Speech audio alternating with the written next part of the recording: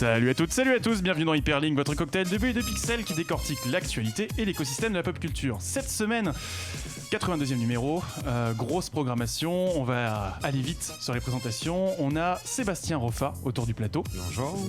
Bonjour, alors directeur de recherche, directeur de collection chez l'Harmattan, enseignant-chercheur à Paris 3, spécialisé dans l'animation. Tout à fait. C'est ça, histoire Parfait. de l'animation, j'ai pas dit de bêtises. C'est tout à fait ça. Quelle spécialité du coup? Là, ma thèse était sur le dessin animé français sous l'occupation. Donc mais je m'intéresse plus à l'animation américaine, Disney en particulier, et l'univers Disney en général. Donc là, vous commencez à peu près à deviner de quoi on va parler aujourd'hui. Un petit Disney préféré peut-être? C'est le Roi Lion et le Bossu de Notre-Dame.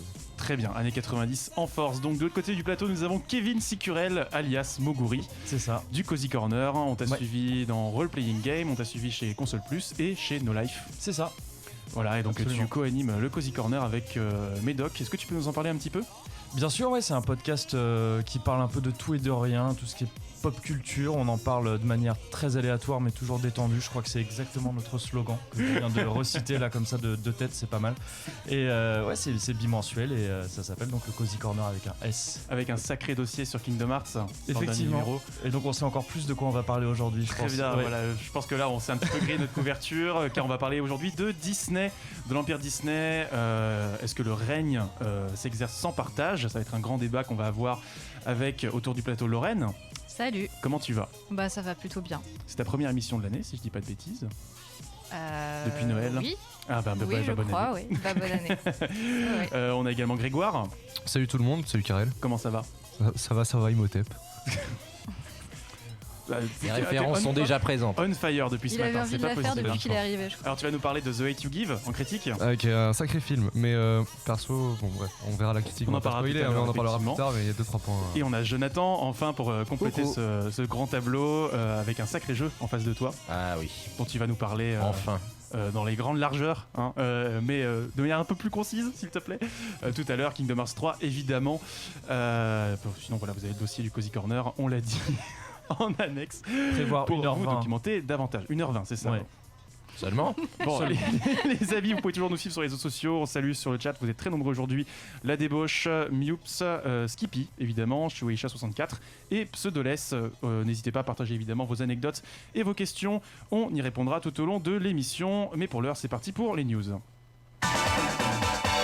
On commence avec des news de Dragon Ball Fighters, Jonathan. Tout à fait, parce que Dragon Ball Fighters, donc le jeu de Dark System Works, vient de fêter son premier anniversaire et les DLC continuent de pleuvoir. Là, tout récemment, depuis le 31 janvier, il y a la saison 2 qui vient d'être annoncée. 2 nouveaux personnages dans un DLC, donc sur 3 DLC qui ont été annoncés, sachant qu'on ne connaît pas encore les personnages du DLC du milieu. Mais on sait que les 2 premiers donc, sont Videl, la guerrière qui d'ailleurs se combat avec son mari, le Great Saiyaman, donc l'autre personnalité, l'alter ego de Sangohan. Et aussi Jiren, donc le big bad du dernier truc sur lequel les marketeurs Toei ont imposé la licence Dragon Ball.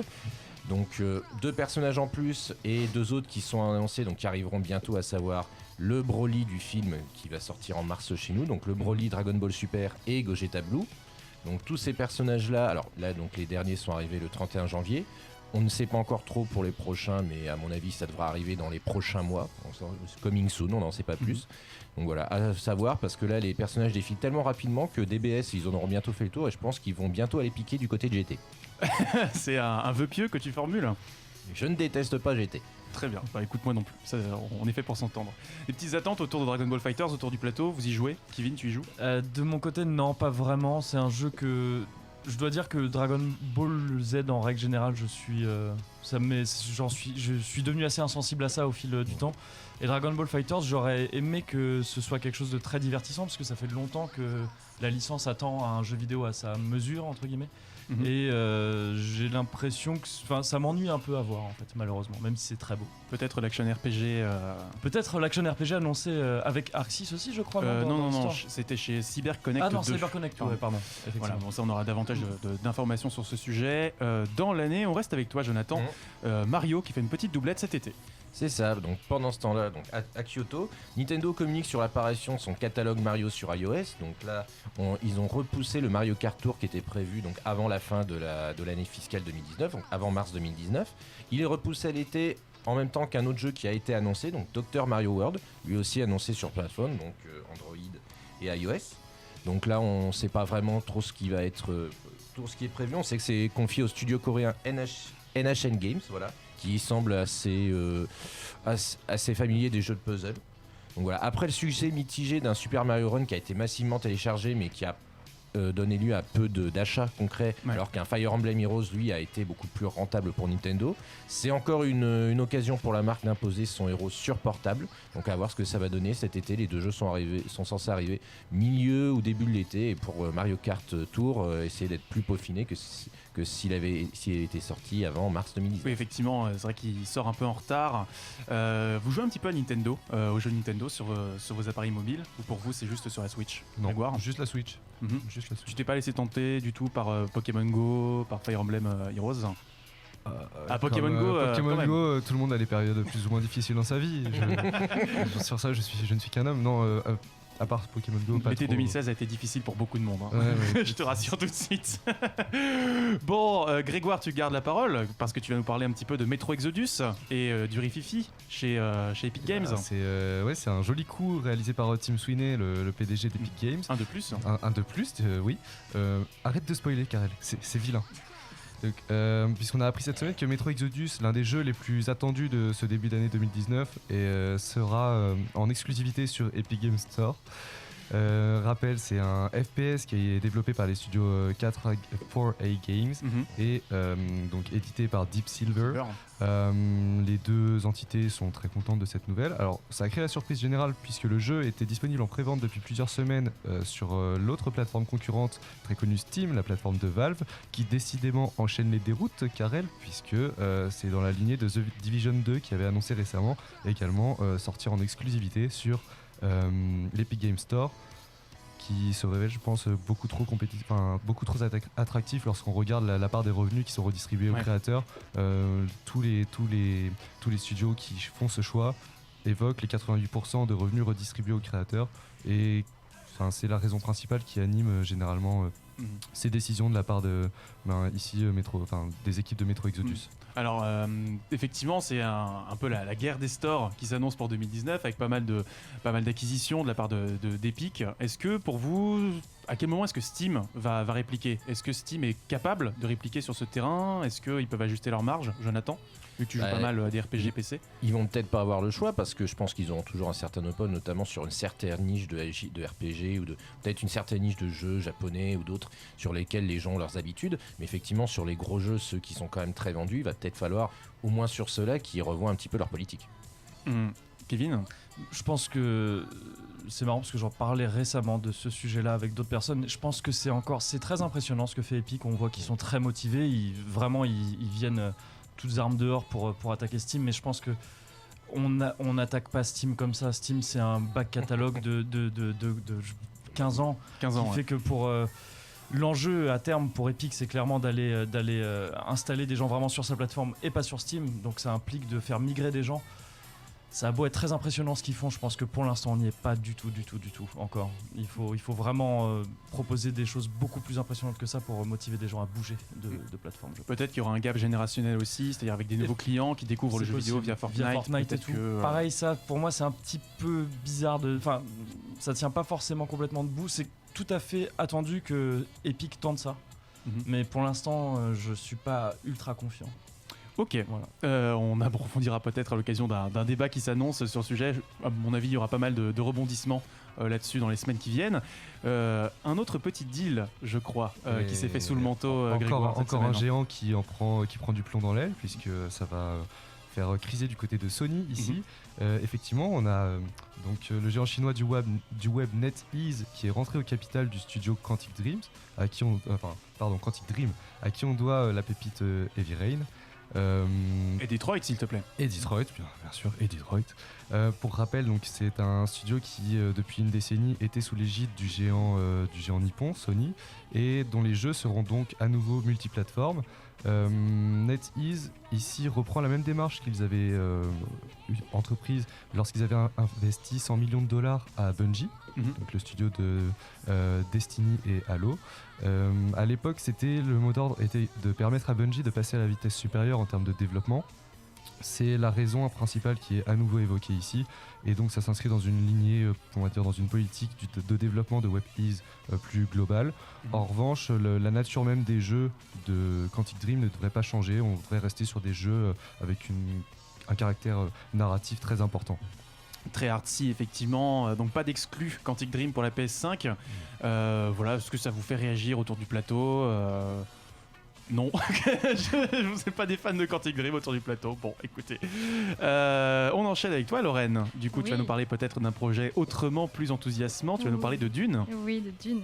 Parce que Dune, c'est peut-être une des sagas les plus mythiques des années 60 et son univers est une mine d'or pour tout réalisateur un peu farfelu qui se respecte. Un rêve de Jodorowsky et une adaptation de David Lynch plus tard, c'est donc Denis Villeneuve qui s'y colle après son Blade Runner 2049. Et quoi de mieux que pour Dune qu'un casting all-star. Donc après l'annonce de Timothée Chalamet pour le rôle de Paul Atreides et Rebecca Ferguson dans le rôle de sa mère, Dame Jessica, c'est au tour de Oscar Isaac de rejoindre le casting pour le rôle de Leto, le père du héros.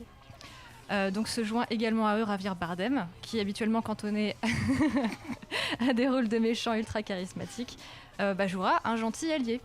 Oh, voilà. Quel dommage. Mais j'ai hâte de voir ça. Ensuite, du coup, Villeneuve a annoncé que ce serait en 2 parties.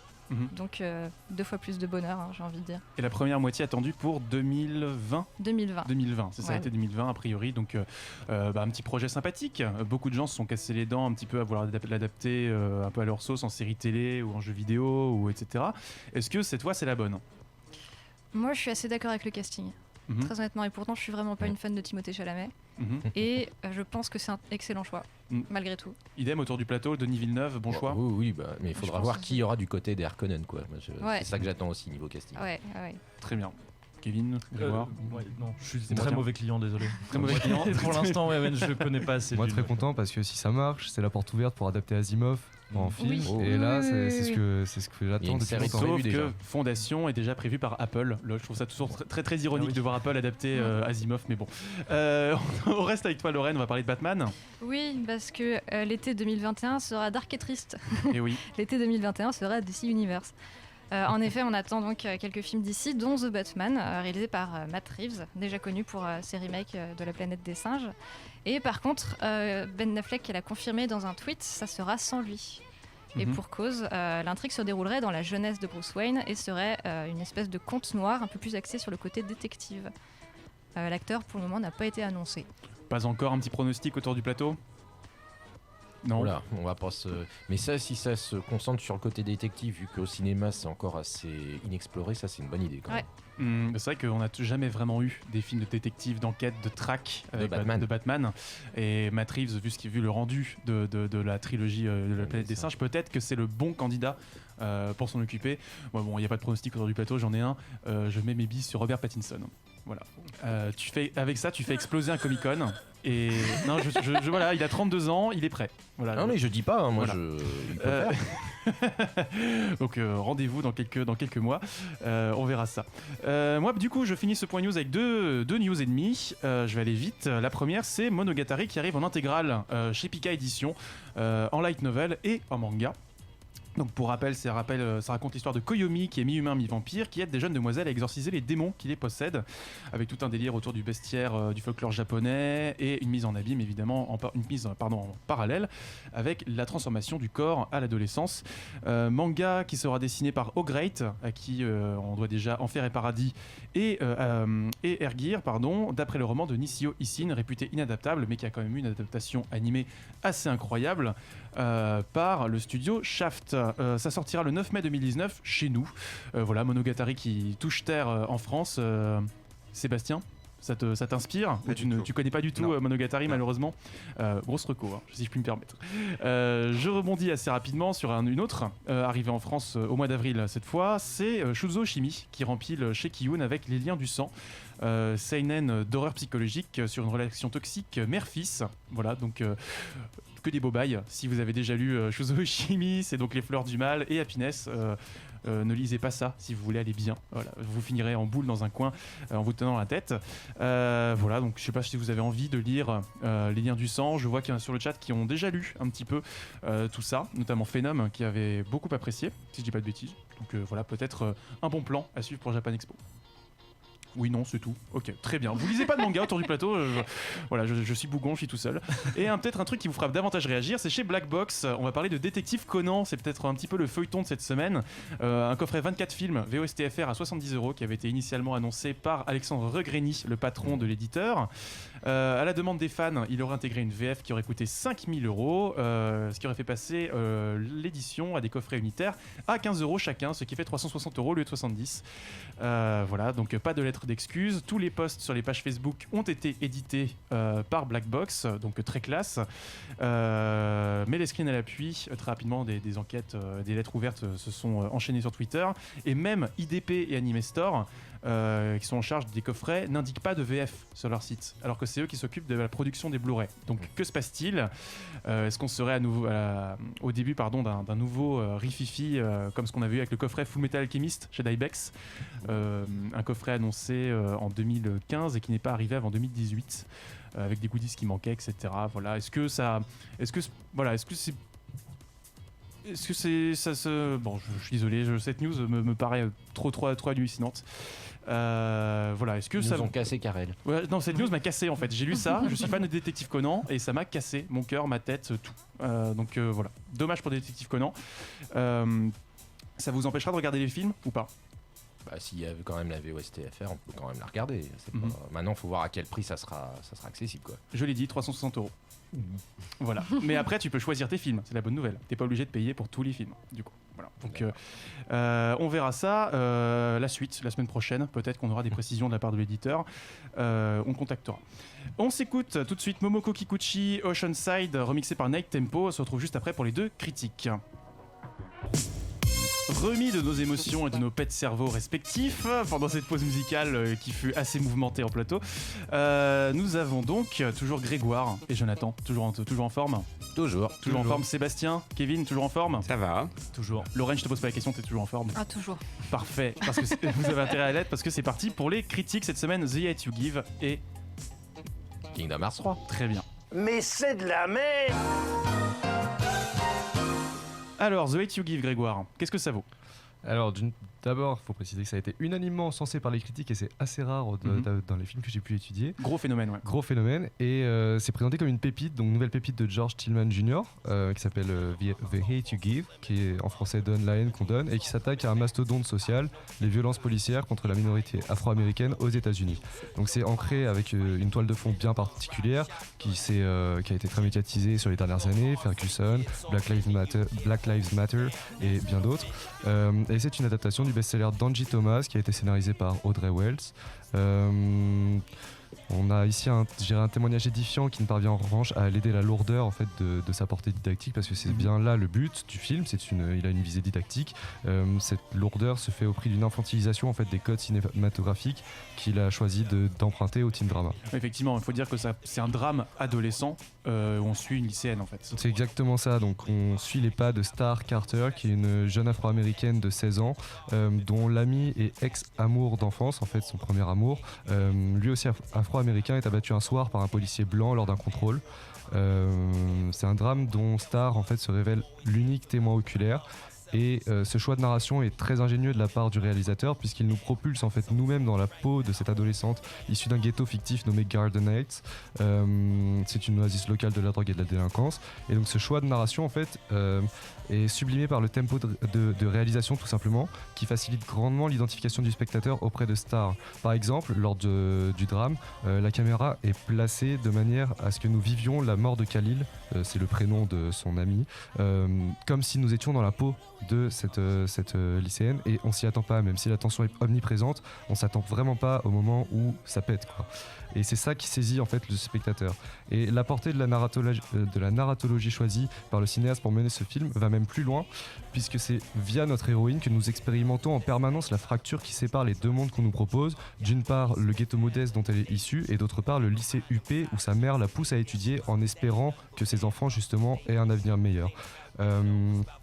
Le long métrage s'ouvre d'ailleurs sur une scène qui nous plonge immédiatement dans l'ambiance. Maverick, le père de Star, lui-même ancien caïd du coin, apprend à ses enfants, alors qu'ils ont 9 ans, 10 ans et 1 an pour le petit dernier, à comment se comporter lors d'un contrôle de police, à savoir mettre ses mains en évidence sur le plateau de bord et surtout ne pas bouger et ne pas répondre. Donc en un mot, on comprend tout de suite, alors que ça fait 1 minute qu'on est plongé dans le film, on comprend tout de suite qu'il apprend à ses enfants comment survivre tout simplement.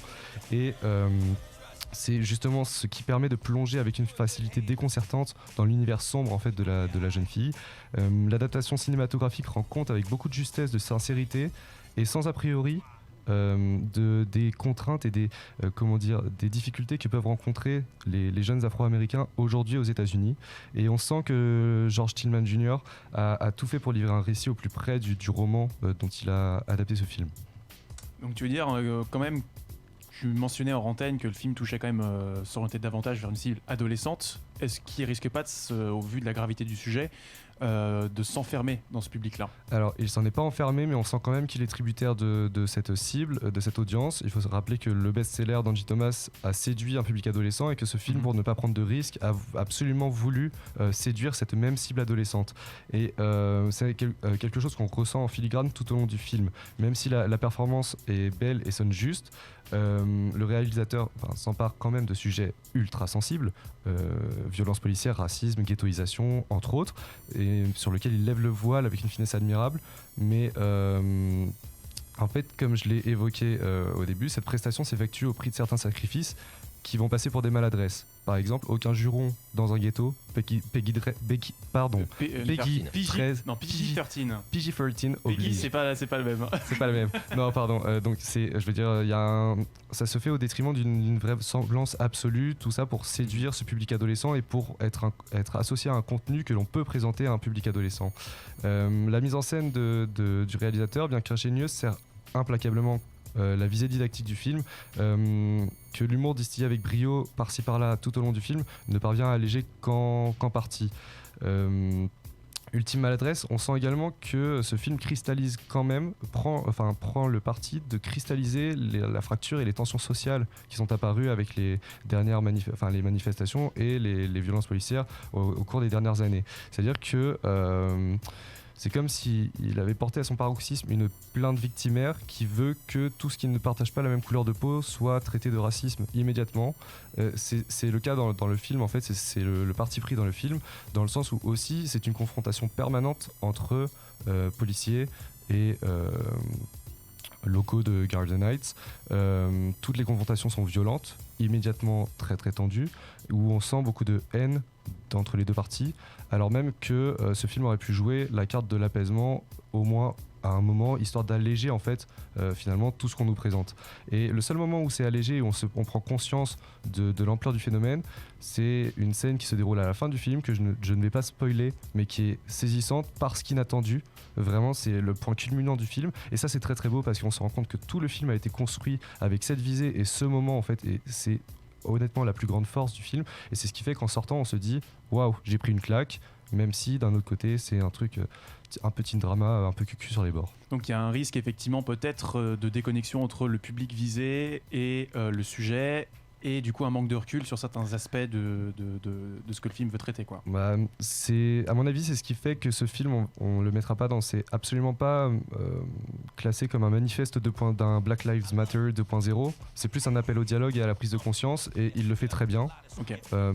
Lorsqu'on prend des pincettes et qu'on s'arrête pas à l'enrobage. Voilà, c'est ça. Donc il faut quand même besoin de recontextualiser de manière un peu plus critique si jamais on a un public un peu jeune qui va voir ce film. Okay. Absolument.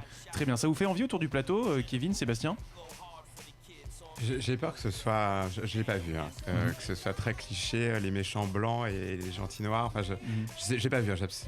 Mais d'après ce que j'entends, j'ai peur que ce soit un peu cliché sur. Bah, c'est ce que je craignais aussi, et moi j'ai trouvé qu'il évitait quand même les clichés. C'est justement, il y a même, j'ai stigmatisé un petit peu quand même les confrontations, mais il y a tout de même un moment où on a le point de vue d'un membre de la famille qui est policier afro-américain en fait, et qui va un peu nuancer les propos. C'est pas tant je dirais pas que c'est des clichés lourdingues qu'on aurait pu attendre, mais il y a une mise en scène, il y a un parti pris dans le film qui fait qu'il y a des choix de réalisation qui ont été faits. sans qu'on rejoigne des lieux communs et un truc d'imaginaire partagé sans penser derrière. Ok, Kevin.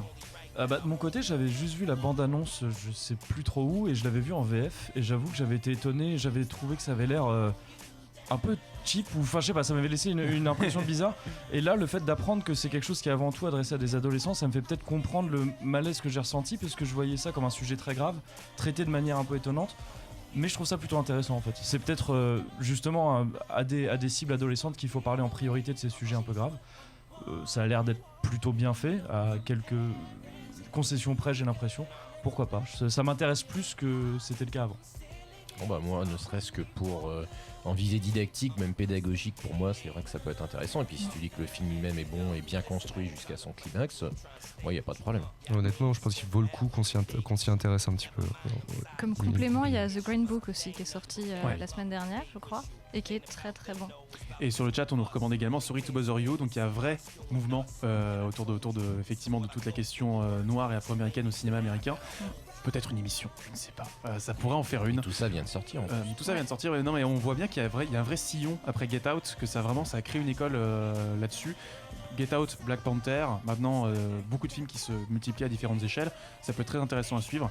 Donc on rappelle, c'est The Hate You Give, sorti cette semaine au cinéma. Absolument. Très bien. Il est sorti depuis 3 mois déjà aux États-Unis en fait. Et c'est pour ça qu'on avait et le roman lui-même est sorti depuis 1 an.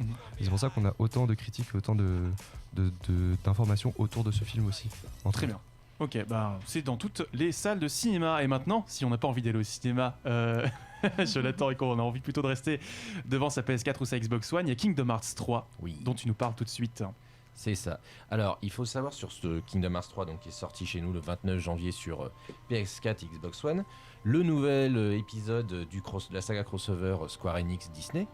Alors, il faut savoir une chose, moi je suis un fan de la saga, mes attentes initiales étaient très élevées.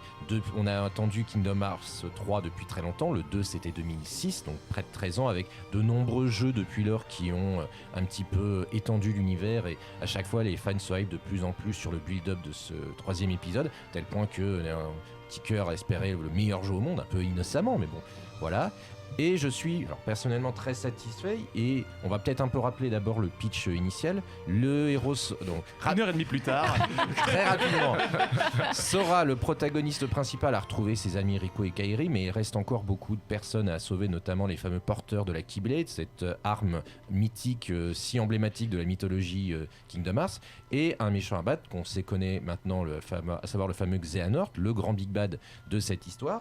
Et pour obtenir la force nécessaire à leur sauvetage, Sora et ses compagnons de toujours, Donald et Dingo, vont voyager de monde Disney en monde Disney pour aider leurs habitants et combattre en même temps l'organisation 13 de Xehanort qui manipule les événements en coulisses. Il faut savoir sur ce voyage que ceux qui craignaient un syndrome Kingdom Hearts 2 peuvent être rassurés, puisque le jeu commence assez vite sur les chapeaux de roue et qui tient un bon rythme en général, même si l'intrigue a passé le tout début, prend son temps et se dévoile surtout lors des dernières heures de jeu pour résoudre toutes les ficelles scénaristiques que Tetsuya Nomura a patiemment entrelacées. D'ailleurs qui se résout de manière assez satisfaisante, avec beaucoup d'emphase sur les personnages. C'est quand même la caractéristique de Nomura, qui justement donne à chacun le temps nécessaire pour finir son histoire, résoudre ses conflits personnels. Alors ceux qui n'apprécient pas les trous de scénario ou les facilités de scénario, vont en trouver aussi, mais si vous en êtes là au Kingdom Hearts 3 depuis lors, c'est que ça ne doit pas vraiment vous poser trop de problèmes. Donc voilà, sachez qu'elles y sont, mais c'est pas très grave. Une chose que j'ai aussi beaucoup appréciée, c'est la relation entre Sora, Donald et Dingo, qui est magnifiée par la réalisation du jeu, puisque là, hors des cutscenes, on a quand même beaucoup de dialogues vocaux. On n'a plus les bulles de dialogue qu'il y avait avant, qui étaient un peu obligées. Donc là, il y a même beaucoup d'humour qui est distillé. Et il faut dire aussi qu'avec le moteur Unreal Engine 4, on a quand même un moment, notamment quand on reprend certains passages de films Disney, des mondes qui sont tirés, on n'a plus vraiment l'impression de pouvoir faire la différence entre le film initial et le jeu vidéo qui est devant nous, à tel point que c'est vrai que techniquement c'est irréprochable. Il y a encore un peu de lag entre notamment le passage des dialogues et des combats, mais pour tout le reste, notamment dans des joutes, c'est techniquement irréprochable. Et justement, qu'en est-il du gameplay? Tu l'as dit, enfin, on a pas mal parlé hors antenne, mais avoir les trailers, ce 3e épisode a l'air d'aller beaucoup plus loin dans l'action RPG, voire dans le beat'em all un peu. On voit que ça, il y a Même beaucoup la de super attaques. Ça a l'air très très dynamique. C'est ça, ça reprend le modèle établi depuis le premier épisode et ça tient compte de tous les ajouts qui ont été faits sur les jeux annexes depuis la dernière décennie. Donc on a toujours Sora qui est en temps réel, qui se bat en attaquant, en faisant des magies, mais avec des invocations, des objets, etc. Mais on reprend aussi pas mal de choses qui ont été ajoutées depuis, c'est-à-dire le shotlock, l'espèce de mitrailleuse qu'on peut avoir en utilisant R1. On va avoir la possibilité d'action groupée avec Donald, Dingo et tous les camarades qu'il y a autour. Il y a l'arrivée donc des Keyblades évolutives qui peuvent accéder pas à balle d'armes, mais au lieu d'avoir la Keyblade, on peut se retrouver une sorte de marteau avec des gants qui donnent pas du tout le même feeling et qui sont je trouve personnellement très fun en fait à utiliser. Et les fameuses attractions Disney qui avaient surpris tout le monde au moment où elles étaient annoncées, mais qui sont là aussi très amusantes à utiliser et c'est toujours il y a toujours un pincement au cœur quand tu tues un boss très, très important, très fort avec le carrousel magique de Disneyland. C'est quand même très très beau. Sur les mondes eux-mêmes, ils sont peu nombreux, moins nombreux qu'avant, mais ils sont plus grands et vraiment très très grands. C'est-à-dire non seulement ils sont étendus et très intéressants à explorer, il y a pas mal de choses à trouver si on veut sortir des sentiers battus, mais en plus ils sont très grands, c'est-à-dire que comme on peut monter sur pas mal de murs, on se retrouve avec des joutes, on peut aller sur quasiment des immeubles en très peu de temps, en sautant, voire en se baladant. Et donc voilà, le gameplay est encore plus jouissif qu'avant. Tu disais beat'em all, mais c'est carrément du hack and slash à certains moments, c'est-à-dire qu'on enchaîne les ennemis à tuer et c'est très agréable.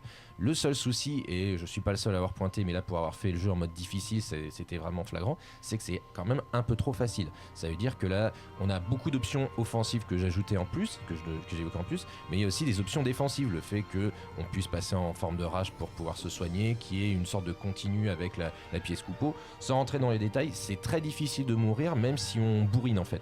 Donc les joueurs qui attendent du challenge, même s'ils vont tous bien sûr adorer le gameplay, ils se retourneront plus vers les défis annexes qui sont assez nombreux, assez variés et souvent plus durs que le gameplay lui-même. Mais donc du coup à t'entendre, c'est peut-être pas le meilleur jeu vidéo de tous les temps. Non, mais c'est quand même très bon, c'est même excellent parce qu'il y a l'OST, alors qu'on entend notamment l'OST de ce 3e épisode, il y a beaucoup de réorchestration, notamment moi j'ai un petit fait pour le thème des simili, mais qui est excellent, donc Yoko Shimomura qui est toujours impérial à l'OST, parce qu'il y a plusieurs moments méta, là je ne vais rien spoiler, mais qui sont absolument délicieux pour tous ceux qui aiment Disney ou Square Enix.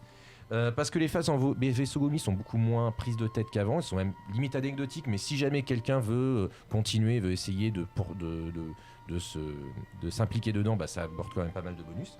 Et finalement, parce que Kingdom Hearts 3, c'est un jeu complet qui termine l'arc de Xehanort, qui est béton techniquement, et qu'on peut passer des dizaines d'heures à s'amuser sans faire de combat. Cela dit, pour être honnête, c'est vrai qu'à titre personnel, c'est pas le meilleur jeu du monde, et je ne le mettrais peut-être même pas comme mon Kingdom Hearts préféré. Je garderais peut-être le 2 parce que malgré l'introduction un peu laborieuse, il y avait une progression beaucoup plus fluide que j'ai pas ressenti là. Mais là, après, c'est du pinaillage. Et on peut pas reprocher à Kingdom Hearts 3 de pas avoir tenu ses promesses. Il fait ce qu'il a, la promesse est tenue. Et après avoir vu la fin et l'épilogue, je me suis dit qu'enfin une page il était tourné. Et ensuite j'ai vu la fin secrète et je me suis dit, je sais pas ce qui nous attend pour la suite, mais je crois que ça va être le meilleur jeu du monde. Ah, toi carrément, t'es comme ça, toi, tu dis la suite. Non mais j'ai fini le jeu en disant Nomura. Très bien. Merci Jonathan. Kevin, toi tu en es où dans Kingdom Hearts 3? Tu l'as terminé? Non, je l'ai pas encore terminé. J'en suis, j'imagine, à peu près aux 2 tiers là, en gros, j'imagine. T'en es où? J'ai fini le monde de Frozen. Ouais. Et oui, j'attaque le monde suivant là. D'accord. C'est ça. Donc et j'ai le temps de dire rapidement. Oui, bien sûr. Je suis assez d'accord avec ce qu'a dit Jonathan, c'est vrai que j'attendais aussi énormément. Ensuite, j'ai eu une petite phase où j'étais convaincu qu'il allait me décevoir, que ça allait être nul, c'était assez terrible juste avant la sortie. Et en fait, je trouve que c'est un Kingdom Hearts 3 qui vraiment exacerbe tout ce qu'a été Kingdom Hearts jusqu'ici. C'était les bons comme les mauvais côtés. C'est-à-dire qu'il y a dans les mauvais côtés, je retiendrai une narration qui est pour moi indéfendable. Tout le début de l'histoire, les enjeux, c'est de te dire tout ce que t'as fait dans le dernier épisode précédent, en fait ça a servi à rien. Réessaye à faire la même chose que t'as fait avant. Narrativement, c'est quand même terrible de demander ça à des joueurs. commencé en affichant Kingdom Hearts 2.9 aussi. Après 13 ans d'attente, c'est très Mais dur. ce troll. Alors, C'est ça. sur le chat, on a Benjamin qui nous dit 25 heures de jeu, ça fait 2 heures par année d'attente, c'est pas mal. C'est pas mal. Ouais, c'est ça. Sébastien, tu as testé un peu Kingdom Je ne Hearts? joue absolument pas aux jeux vidéo. Pas du tout. Pas du tout. Pas du tout, même voilà, ça t'intéresserait pas Non, en objet d'étude. Je connais la musique, parce que j'aime beaucoup la musique, mais je ne connais pas du tout jeux vidéo. Très bien, très bien. Bah, tu te laisseras peut-être tenter un jour. Peut-être. On ne sait pas. Vous êtes un petit peu joueuse de Kingdom Hearts, Ouais, bien sûr. Lorraine? Oui, Grégoire? Ouais, bien sûr, ouais, quand même. Bien sûr. Ouais, bien sûr. Alors Alors sur celui-là, j'ai quelques réserves quand même. Le côté trop facile. Ouais. En fait, on perd l'impact de. Enfin, on perd l'enjeu derrière, la personnalisation et les Keyblades qui sont un peu spécifiques. Enfin, ils ont essayé de mettre en place des compétences et des attributs, un système d'attributs qui pouvait varier par rapport au dernier Kingdom Hearts auquel j'avais joué qui était sur DS, donc ça remonte. Ah oui. Mais et en fait, comme c'est trop facile, on peut débloquer la meilleure Keyblade et puis bourriner et aller jusqu'au bout. Donc le Enfin, build pour est un peu l'instant, artificiel, tu veux Ouais, dire. c'est un peu un enrobage là pour le coup. Et après, il y a un autre élément qui me perturbe plus, c'est que les univers qu'on traverse sont juste là pour meubler en fait. Donc, pour la première fois, il y a une vraie trame narrative qui est indépendante et j'ai eu l'impression quand même que Disney, on le traversait et c'est dommage quoi. Donc C'est rendez-vous dommage. pour Kingdom Hearts 4, je crois qu'on s'est compris. Ça Merci. va être extraordinaire. Merci Jonathan, merci Grégoire pour vos critiques.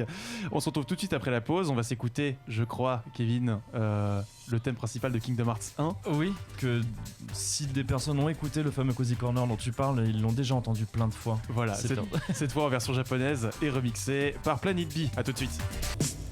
De retour dans Hyperlink, votre cocktail de bulles de pixels, toujours avec Sébastien, Rofa et Kevin. Sicurel, Moguri. Kevin, Moguri, comme tu veux. Comme tu veux. Ouais. Très bien. Très bien, Moguri. Sur le chat, on nous a beaucoup dit. Monique Duterterre, qu'on recevait la semaine dernière, nous dit les chansons de Kingdom Hearts, ça a quand même toujours été l'enfer. Ça aide pas à prendre la saga au sérieux. Et Benjamin de renchérir, on dirait que c'est enregistré en direct d'un trampoline. Ce trémolo est infernal. Voilà, je sais pas ce que vous en pensez. Bon, les chansons sont particulières, mais par contre, tu en parlais, Jonathan, dans ta critique. L'OST en règle générale est quand même Inattaquable. très très chouette parce que c'est Yoko Shimomura et que cette dame sait ce qu'elle fait. Et on aime Skrillex aussi. Oh, c'est vrai, Skrillex dans le 3, effectivement. On aime beaucoup Skrillex. Et l'écouter rien qu'en musique seule, c'était la salle Playel, c'était Ah oui, c'est magnifique vrai. quoi. J'ai pas Super. pu m'y rendre, moi, ouais. Ça devait être Magnifique. très chouette. Ouais. Très très beau. Et dernière intervention, on a Phenom sur le chat qui nous demande comment est-ce qu'on prononce Kingdom Hearts. Est-ce qu'on dit Kingdom Hearts? Kingdom. La vraie prononciation c'est Kingdom Hearts, mais c'est vrai que je sais pas si c'est une référence à la manière dont moi je le prononce régulièrement, qui est Kingdom Hearts. Mais Kingdom Hearts, très bien. c'est exagéré, une manière dont je le prononçais vraiment quand j'étais ado. Très bien, bah, Phenom, tu as ta réponse. C'est parti du coup les amis pour le grand débat de la semaine. Disney, un règne sans partage. $50 que j'ai raison. Je tiens le pari. On se sent visé. Je monte à $100. Alors Sébastien, tu es spécialiste de l'animation. C'est qui pour toi Walt Disney? Walt Disney, c'est un monsieur qui s'est retrouvé enfermé dans un personnage qu'il a souvent regretté lui-même, puisque à plusieurs moments il a dit que qu'en vrai il fumait, il buvait, il n'était pas le personnage qu'il devait être en public. Et c'est assez drôle parce que quand il s'entretient avec sa fille pour une biographie, il le dit lui-même. Voilà, donc dès sa vie, il était déjà un mythe. Et c'est ça qui est assez étonnant. Et après sa mort, il y a eu évidemment encore d'autres choses. Donc c'est à la fois un homme, un mythe, et puis qui a été dépassé par son œuvre, mais qui était aussi un génie aussi, qui a été mal compris, incompris aussi, puisque encensé par la critique, puis après la Seconde Guerre mondiale, complètement critiqué. Et il y a vraiment eu une cassure de la Seconde Guerre mondiale a été une cassure pour l'image de Disney. On est passé de quelqu'un qui faisait, on pensait qu'il faisait tout. Après, on a dit que c'était un faussaire, un manipulateur, un impérialiste. Donc on a deux Walt Disney en un. Et justement, à quoi tient cette bascule entre le visionnaire déjà? Qu'est-ce qui fait qu'on pense qu'il est visionnaire et justement cette bascule vers quelqu'un de plus décrié ou de plus ambigu? Ce qui est assez incroyable quand on regarde la presse des années 28-30, c'est que tout de suite, il est encensé par la critique. Et la critique intellectuelle s'empare du sujet et considère qu'on a une nouvelle forme d'art puisqu'il y a des livres qui paraissent, hein, c'est de l'art des Mayas à Mickey. C'est quelque chose qui est très très répandu. Eisenstein qui veut absolument voir Disney quand il va aux États-Unis, Leni Riefenstahl qui fait un détour parce qu'elle veut absolument rencontrer Walt Disney, Hitler qui est un fan de Disney, tous les intellectuels mais tous les hommes politiques, Mussolini, voilà, on sait que tous les hommes politiques, toute la presse des années 20, 30 en sens Walt Disney qui considère comme un génie, un créateur d'une nouvelle forme d'art. Et puis en 1938, quand Blanche-Neige sort, il y a les premières critiques qui se font jour en disant ça ressemble à un film en prise de vue réelle, et ce qui faisait le charme, ce que Eisenstein a appelé la plasmaticité du dessin animé, c'est-à-dire que cette capacité de se transformer, ça ressemble à Blanche-Neige ressemble à de la prise de vue réelle, et du coup à partir de là, on sent que les critiques commencent à se détacher de Disney. Et puis ce qui va vraiment faire une rupture totale, ça va être la Seconde Guerre mondiale, où il va y avoir des dessins animés de propagande, et puis surtout il va faire des déclarations anticommunistes en 1947. À partir du moment où les animateurs se syndiquent. Oui, voilà, il va y avoir la grève du studio en 1941, et là il y a vraiment une coupure de la gauche et l'extrême gauche. Et là on va sentir qu'après-guerre, il va y avoir tout un tas de livres très très critiques sur Disney. Donc à partir de la fin de la Seconde Guerre mondiale, on a une rupture totale où et une intelligentsia française aussi de gauche, extrême gauche, qui va à partir de ce moment-là détester Disney, et j'allais dire pour toujours presque. Grégoire. Alors ce qui est étonnant, c'est que Blanche-Neige, d'après ce que j'avais lu, c'était que c'était le meilleur film de 1938 qui était resté en tête du box-office. Le plus gros succès de l'histoire du cinéma. Il avait été délogé par Antoine n'importe le vent en 1939, et il avait généré 8 millions de dollars de recettes. Donc je comprends pas pourquoi les critiques se détachent à ce moment-là et qu'on a l'impression que Disney perd un peu de... Alors je parle des critiques françaises parce qu'aux États-Unis, dans le livre que j'ai écrit, j'ai épluché presque 1000 articles de presse que j'ai dépouillés, donc je pourrais avoir aux États-Unis, il n'y a pas du tout de critique là-dessus. C'est en France où on commence, ça m'a beaucoup étonné, beaucoup de critiques sur le côté trop réaliste. Ça ne veut pas dire que ça ne marche pas, parce que la critique commente le film. Blanche-Neige, c'est le plus grand succès de 1938 en France aussi. Et c'est la France devient le 3e marché pour Disney à ce moment-là aussi. Et Jonathan, pardon. Là, c'est vrai que tu parlais de la Seconde Guerre mondiale, et les productions Disney dans la Seconde Guerre mondiale étaient engagées, et pas juste Mickey. Il y avait par exemple Donald Duck qui était utilisé comme satire des nazis dans un dessin animé, et d'autres choses. On va pas rentrer dans les détails, mais c'est vrai que du coup, en plus des productions artistiques, il y a aussi l'engagement entre guillemets de Disney par rapport à la Seconde Guerre mondiale et après. Et c'est vrai que du coup, en s'engageant politiquement, il reste pas juste dans le terrain artistique, il s'engage dans un terrain où du coup il est critiquable sur sa production et pas juste sur la technicité ou sur ça. Ouais, surtout qu'il avait toujours fait attention de ne pas s'engager ni au niveau de la religion, ni au niveau de... Il n'y a pas de film sur Noël, il n'y a pas de film sur Pâques, il n'y a pas de film sur rien. Donc là, s'engager, parce c'était patriotique aussi. Et puis le studio il y avait l'armée américaine qui était dans le studio dès 1941. Et puis il y a tout le moment aussi où du coup ça va influencer même sur sa production quand il quitte les États-Unis pour aller en Amérique du Sud lors du Good Neighbor Policy. Enfin voilà, c'est une stratégie anti-nazie pendant les années de la Seconde Guerre mondiale, où justement il va rencontrer les latino-américains, il va revenir avec 3 projets de films. Les 3 Caballeros, Mélodie du Sud, et le 3e, je l'ai plus, aidez-moi. C'est Saludos Amigos. Oui. Merci beaucoup. Mais effectivement, vous êtes trouvé là, c'est très bien. Je m'adresse peut-être à vous de l'autre côté du plateau. Disney est décrié dès le début pour ses positions, pour sa production. On va peut-être revenir à Blanche-Neige, parce que c'est quand même le pivot, ce sur quoi s'est bâti l'empire Disney. À quoi tient, d'après vous, le succès de Blanche-Neige ? C'est le fait de faire venir des codes du cinéma en prise de vue réelle dans l'animation, de légitimer une animation universelle ? Ou est-ce que c'est simplement puiser dans un imaginaire que tout le monde connaît, des contes européens, et les réécrire à l'aune pour un public américain ?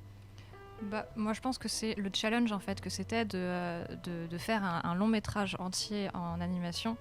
C'était très très rare à l'époque. C'est pas le premier. Non, c'est pas le premier, mais c'était quand même rarissime. Et en fait, ça me montre pour moi à quel point c'était un mec qui était visionnaire et qui voulait absolument... c'était un bosseur et c'était un mec qui savait ce qu'il faisait et qui voulait toujours plus en fait que ce qu'il avait devant lui. Ensuite, Blanche-Neige, c'est peut-être un des seuls Disney que j'ai vu. Donc c'est peut-être mon préféré. Il a quelque chose de splendide en fait. pour moi, c'est vraiment un film très beau, quoi.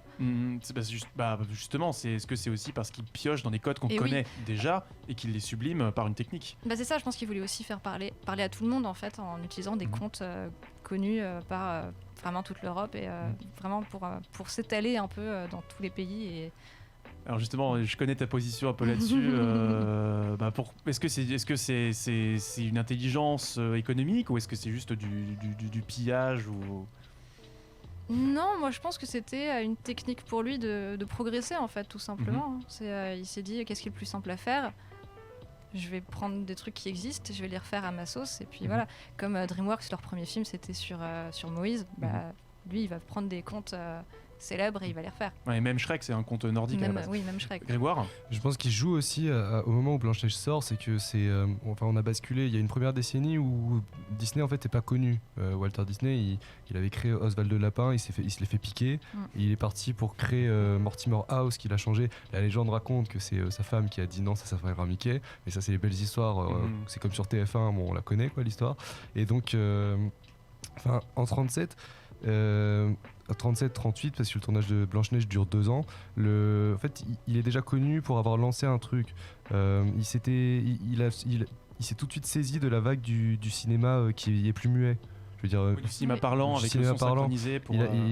c'est pas un hasard s'il prête sa voix à Mickey jusqu'en, je crois, c'est 47 ou à peu près.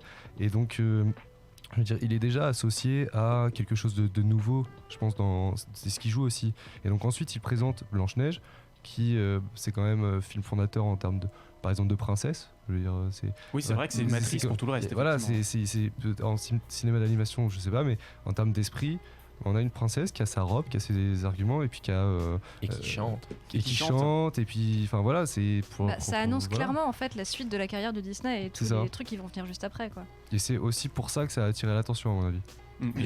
C'était un pari risqué aussi, c'est-à-dire que c'était 4 ans en production parce que c'est en 1934 qu'il présente à ses animateurs le projet. Le film sort en décembre 37 et c'était quitte ou double, c'est-à-dire que si ça fonctionnait pas, c'était 3 fois le budget prévu, donc c'était... ils étaient fauchés en plus à ce moment-là, les studios. Mickey marchait bien, mais c'est vrai que si ça avait été un échec, ça risquait de faire s'écrouler les studios Disney. Mais heureusement, ça a fait recette. Et à quel moment est-ce que c'est devenu une recette, justement, après la Seconde Guerre mondiale En fait, tout de suite, dès que Blanche-Neige marche, les producteurs vont le voir en disant on veut Blanche-Neige 2 tout de suite. Il faut refaire une suite. Et Disney dit c'est hors de question, je ne ferai pas de Blanche-Neige 2. Et c'était le truc, c'était on veut des nains, on veut des nains, on veut des nains. Donc, on lui demandait même de faire des courts-métrages avec des nains. Et il a refusé, sauf de faire un court-métrage de propagande pendant la Seconde Guerre mondiale. Mais sinon, il s'est refusé, il a dit non. Et c'est ça, je pense, la force aussi de Disney. C'est qu'il a refusé la facilité à l'époque. C'était facile de faire une suite. Il a refusé, il a préféré faire Pinocchio, Bambi, Dumbo, etc. Effectivement, repartir de zéro à chaque projet, et justement faire avancer la technique aussi sur pas mal d'aspects, au service d'une certaine vision de la culture aussi. On n'en a pas encore parlé, mais Fantasia, c'est une démarche didactique aussi pour initier un public enfantin à la musique classique, à une culture plus classique. L'animation servant de médium là-dessus. Est-ce qu'on est encore là-dedans aujourd'hui? Disney disait on me reproche de faire de la carte postale, mais je me rends compte que 90% des gens aiment ça, donc j'ai pas de problème avec ça. Voilà, je pense qu'il est aussi d'origine modeste et il fait des films qu'il a envie de voir aussi. Les films qui sortent aujourd'hui, c'est des remakes, mais qui fonctionne à ma grande surprise. Donc on en reviendra au remake dans la deuxième moitié, mais effectivement, il y a pas mal de choses à dire sur ce sujet. Grégoire? Je pense que le tournant qu'il y a après la Seconde Guerre mondiale, c'est qu'il diversifie les activités de la Disney Company. Ouais. À mon avis, il a compris ce qui marchait et il a compris où est-ce qu'il avait du potentiel, parce qu'aujourd'hui, ce qu'il faut comprendre, c'est que c'est parti de rien à un empire en fait, qui est pas seulement cinématographique, mais commercial dans son ensemble. Et en fait, c'est impossible qu'ils aient atteint ce stade sans une visée à l'origine. Et il a compris que si Blanche-Neige ça avait marché et qu'il y avait une princesse, il pouvait faire une deuxième princesse avec Cendrillon. C'est à peu près 1950, si je dis pas de bêtises. Il peut il l'a fait un peu contraint, Cendrillon, puisque c'est... Je connais pas les détails. Ça commence à l'ennuyer, l'animation, c'est pour ça qu'il commence à faire autre chose aussi. Il s'intéresse à la télévision, il s'intéresse au parc. Et le studio est dans un tel état lamentable après la Seconde Guerre mondiale. Et puis les films suivants qui sortent sont des films composites, comme on dit, c'est un assemblage de courts-métrages. Et là, clairement, on lui dit il faut faire une nouvelle Blanche-Neige. Et donc, on fait Cendrillon un peu à la va-vite. Il y a beaucoup de prises de vue réelles qui sont faites, donc on fait de la rotoscopie pour gagner du temps. Et c'est pareil, c'est encore une fois qui tout double. Et ce qui est assez étonnant, c'est que ça marche. Et Cendrillon, c'est pas un remake de Blanche-Neige, mais enfin, c'est quasiment Blanche-Neige 2, quoi. On invente pas une histoire de princesse. Voilà. Et en parallèle aussi, il y a tout ce qui est les contes autour d'animaux, puisque c'est la même période à laquelle sort La Belle et le Clochard aussi. C'est 55, La Belle et le Clochard. Et donc là, il a quand même 2 voies qui sont tracées et vers lesquelles cinémascope. En cinémascope. Toujours l'idée d'avoir effectivement quelque chose en plus pour proposer à chaque film, d'un point de vue technologique aussi. Effectivement, tu parlais du virage des années 50, enfin 40-50. Le virage peut-être le plus important, c'est le moment où il décide de créer toute une division pour gérer les propriétés intellectuelles et les produits dérivés. Là, on entre vraiment dans une logique d'investir plusieurs verticales avec l'idée de Disneyland qui est en train de germer, mais surtout rentabiliser les films au-delà même des films avec des jouets, avec des tasses, avec des réveils qui sont posés sur le plateau, par exemple. Mais ça c'est fait malgré lui, c'est-à-dire qu'un jour on le croise et on lui propose très tôt après Mickey de faire une montre Mickey. Et Disney dit bon, pourquoi pas, et ce sera le premier produit dérivé.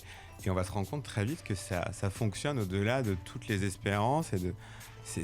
Walt Disney lui-même le dira qu'il a du mal à croire l'extraordinaire succès, ce qui va permettre de financer aussi des films.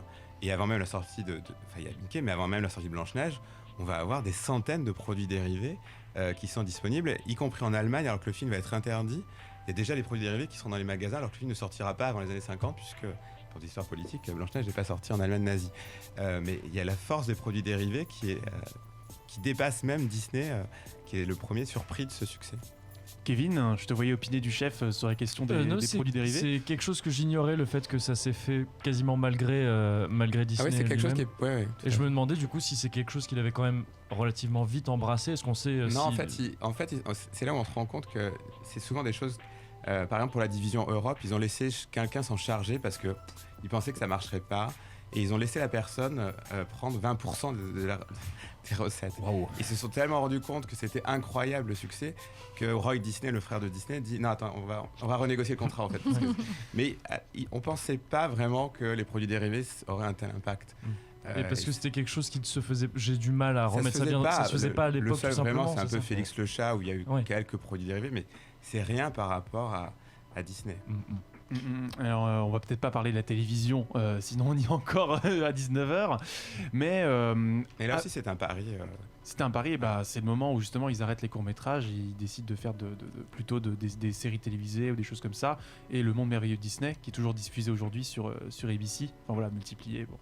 Qui a été lancé pour financer Disneyland, parce que pareil, Roy Disney était contre le projet Disneyland. Il pensait que ce serait un échec, que ça ne servirait à rien. Et il disait au banquier, si mon frère vient, vous dites non, vous financez pas le film, vous financez pas ce projet de parc, c'est voué à l'échec. Donc c'est vraiment bicéphale. C'est-à-dire, il y a d'un côté Roy qui a une vision de gestionnaire et de l'autre côté Walt qui a plutôt une idée de multiplier les clairement, activités. Quand on regarde les deux frères, alors il a d'autres frères et sœurs, mais c'est eux qui se sont associés pour créer les studios Disney. Roy, c'est clairement le gestionnaire. Souvent, quand on lit les rapports d'ailleurs, il est contre en disant ça va pas marcher, c'est trop risqué, etc. Et Disney qui dit non, il faut quand même y aller, il faut essayer. Il va hypothéquer sa maison par exemple pour financer le parc. Il va aller voir ABC en disant bon, je peux proposer une émission télé ou que j'animerai moi-même pour présenter le parc, ce qui en plus va faire de la pub pour les films, etc., etc. Donc on a les deux frères, c'est un peu cliché, mais je pense que c'est. Il cadre son frère quand il estime qu'il va trop loin, quoi. Clairement.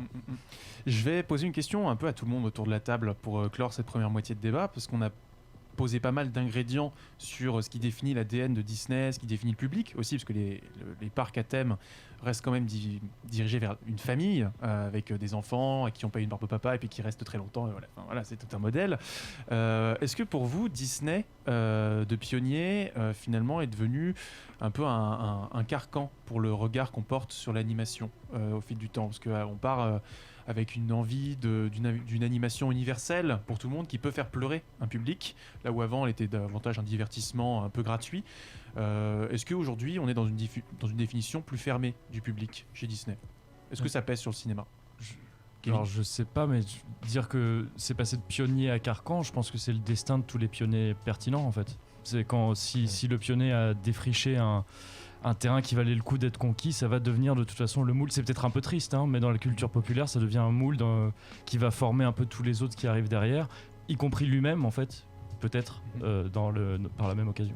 Oui, puis on a reproché du coup à l'animation de Disney être le synonyme d'animation, alors qu'en réalité, mais les gens ne le savent pas, mais il y a des centaines de courts-métrages qui sont tournés en 2019 et en fait on les connaît pas parce qu'ils sont pas vus, ils sont pas diffusés. Et quand on pense animation, on pense Disney, alors que Disney n'est qu'une partie de l'animation, mais les gens ne connaissent pas. Malheureusement. C'est un malentendu qui leur profite aussi. On en parlera dans la deuxième moitié. Grégoire, tu voulais rebondir sur ce que disait Kevin ? Oui, c'est surtout, pour aller plus loin, je pense que c'est... Aujourd'hui, il y a une identité en fait qui est associée à Disney. Tout le monde sait à quoi s'attendre. Donc, Disney, c'est un conte. À l'origine, c'est un conte.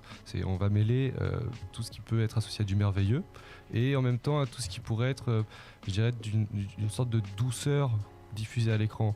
Je vois les images derrière. En fait, à chaque fois, c'est ça. Il y a des codes. Je veux dire, c'est bête, enfantin, mais deux dalmatiens qui viennent, qui se collent avec les yeux et qui se font les yeux doux et qui se reposent.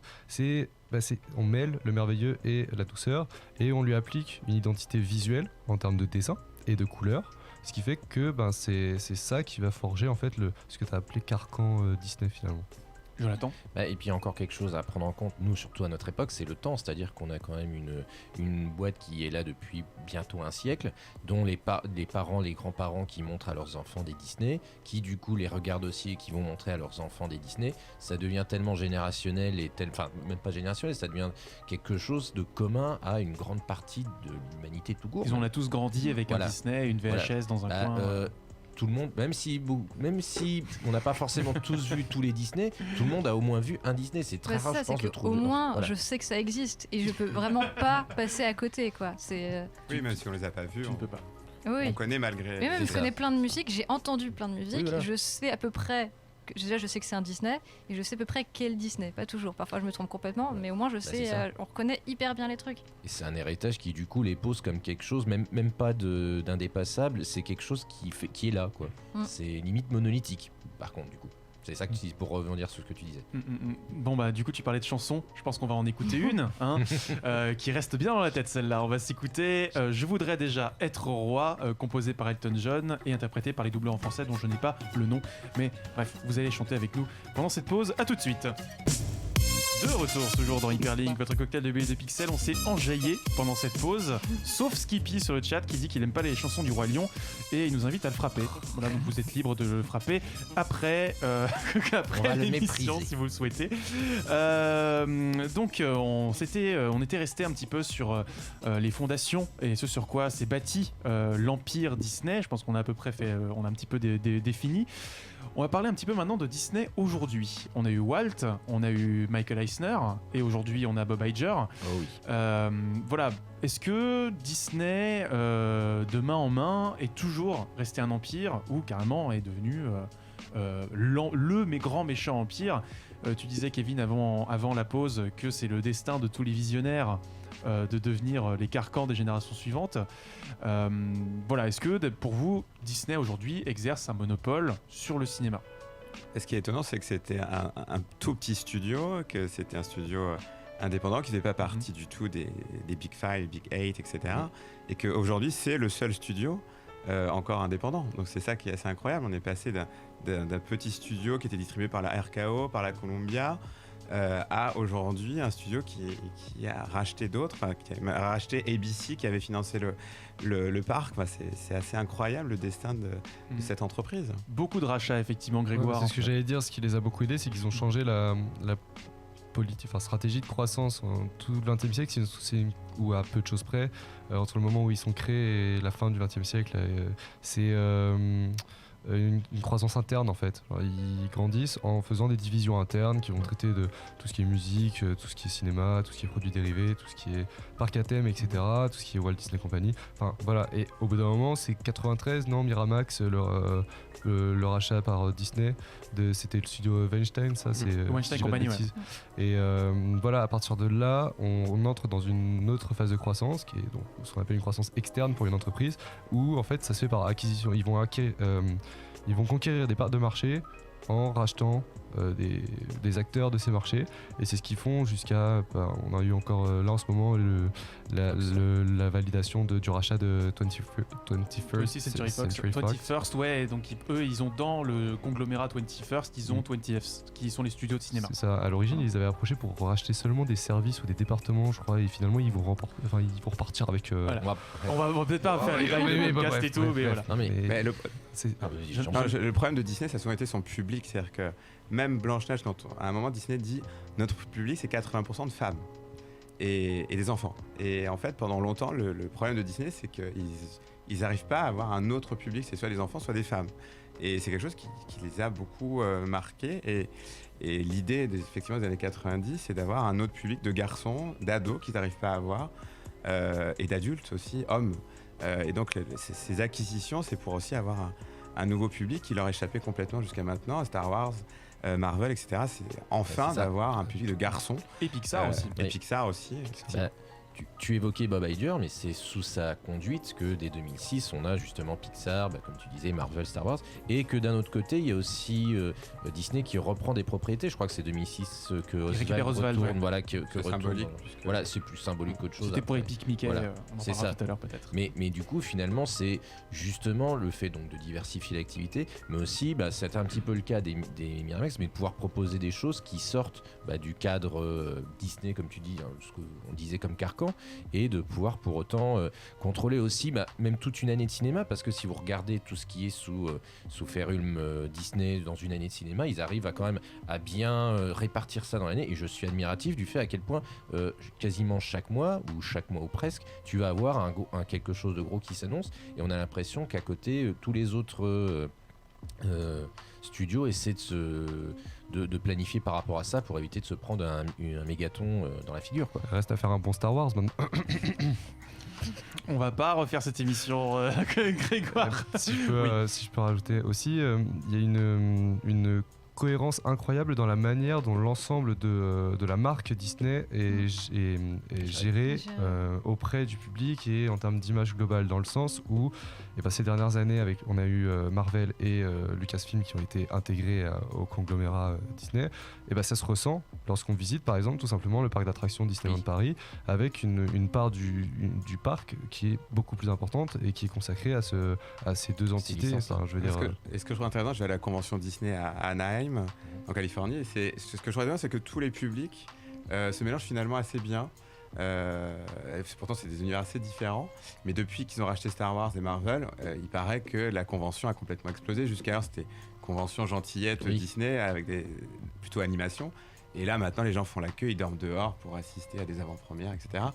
Ça a pris complètement une autre proportion depuis Star Wars et Marvel. Jonathan. Alors par contre c'est vrai que tu parlais du monopole, tu évoquais la question, est-ce qu'on est au monopole pop culture en tout cas de ça, je pense qu'on n'y est pas encore. De toute manière, il y a encore pas mal de licences qui ne leur appartiennent pas. C'est vrai en fait, c'est qu'ils ont un monopole du succès au box-office, ou presque, ça c'est sûr.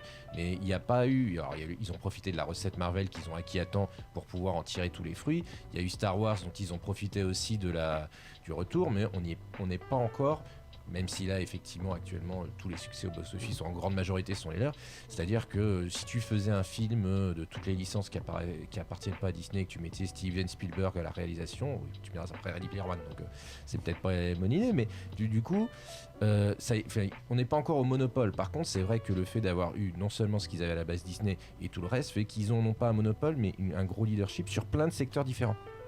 Effectivement, là tu introduis justement Disney+, peut-être, où Disney justement va devenir producteur et diffuseur de son propre contenu sur une plateforme à la Netflix, tout en investissant les salles de cinéma avec un blockbuster par mois. En 2019, si je dis pas de bêtises, on a Dumbo, on a des Marvel, donc ça fait 3. La des Neiges 2, Toy Story 4. Toy Story 4. Les live action. Artemis Fowl, Aladdin. Le Roi Lion, et Star Wars 9. Voilà, dont on a peut-être un teaser qui sort ce soir au Super Bowl. Kevin, je te pose la question, est-ce qu'on pourra échapper à Disney en 2020 ? Si on a envie de kiffer tout simplement comme ça, est-ce qu'on sera obligé de regarder un Disney ? On est encore heureux, jamais obligé d'aller au cinéma si on n'a pas envie d'y aller, donc on pourra y échapper si on veut.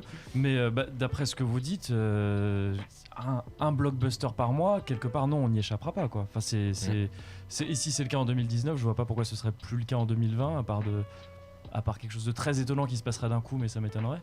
Donc non, par contre, c'est ce que vous disiez aussi, c'est qu'on est plus sur un modèle unique, un carcan unique de Disney qui aurait sa princesse, etc., et qui aurait tout basé sur ce moule-là. On est sur au moins 3 carcans différents. Voilà. Je sais pas si c'est beaucoup plus rassurant, mais ils dominent ces carcans-là et ils savent les vendre. Et Bob Iger a reconnu qu'il avait fait une erreur avec Star Wars. Ouais. Il a dit dans un entretien qu'il n'aurait pas dû lancer autant de films par an. Donc il s'est engagé à limiter la production des Star Wars donc pour pas tuer la poule aux œufs d'or. Les recettes ont leurs limites. Disney, c'est aussi une emprise quand même assez importante sur le milieu de l'éducation. Là, je me tourne vers toi, Sébastien. On a pas mal d'anecdotes d'étudiants au Gobelin qui se font approcher par Disney avant même leur fin d'études, justement pour récupérer un emploi à la sortie. Du coup, Disney organise la fuite de cerveaux étrangers en drainant plein de savoir-faire. Est-ce que ça pèse pas aussi sur les productions animées nationales qui pourraient servir d'alternative à Disney, justement ? Les productions françaises, on est déjà hors budget. Une grosse production française, c'est 10 millions d'euros. Coco, c'est 175 millions de dollars. Donc voilà. On a besoin de main-d'œuvre. Oui, mais il y a beaucoup d'écoles d'animation en France. Je donne des cours aussi dans des écoles d'animation. On a beaucoup d'animateurs. Donc c'est pas quelques-uns qui partent aux États-Unis qui vont faire qu'on manque d'animateurs en France. On en a même plutôt trop. Je pense pas que ce soit très grave. C'est beaucoup DreamWorks qui venaient en France, plus que Disney d'ailleurs. Disney était à Annecy, mais c'était vraiment DreamWorks à un moment. Ça s'est beaucoup calmé là, du coup, puisque l'animation traditionnelle aussi est à l'arrêt de toute façon sur celluloïd. Je crois pas que ce soit dramatique pour l'animation française. Il n'y a pas une fuite des talents à ce point-là pour peser vraiment sur l'animation française. On a beaucoup d'animateurs de talent en France. Tant qu'ils prennent un ticket retour, tout va bien. Moi, je pense tout simplement que c'est juste qu'en France, on est frileux et qu'on n'a pas envie de faire d'animation de qualité. Donc, on a plein d'animateurs, de gens qui sont extrêmement compétents en France, c'est juste qu'on les utilise pas. Et on les reçoit aussi en plateau. Bah oui. Voilà. Le problème, c'est que les producteurs, ils veulent trop formater les produits. Le défaut aussi, c'est qu'on dit que c'est trop des films d'auteur. C'est-à-dire qu'il y a beaucoup de longs métrages français qui sont une catastrophe au box-office. On est parfois à 10 000 spectateurs par film. Donc. Mais même, je pense qu'en France, on est beaucoup trop sur le fait que l'animation, c'est Disney. Donc de toute façon, on voit un dessin animé autre que Disney. En France, personne ne va le voir. Non, les gens n'ont pas envie forcément de voir. C'est ça qui est dramatique, c'est que ils sont assurés quand ils vont voir, rassurés quand ils vont voir un Disney, ils savent ce qu'ils vont voir. C'est un peu dramatique, c'est que les spectateurs n'osent pas ou n'ont pas envie effectivement d'aller voir de l'animation qui ne serait pas Disney parce qu'ils savent pas à quoi s'attendre. Et c'est vrai que les productions françaises sont parfois ados ou pour adultes. Et moi, j'ai souvent des spectateurs avec des enfants dans des films d'animation français qui n'étaient pas du tout pour les enfants et qui sont partis au bout d'un moment parce que c'était pas du tout ce qu'ils espéraient. On va peut-être, on a parlé des verticales télévisées, produits dérivés, les parcs à thème assez rapidement et le Disney+, qui va arriver d'ici la fin de l'année. Pourquoi Disney n'a pas réussi, ou n'a peut-être pas essayé, d'être un géant du jeu vidéo ?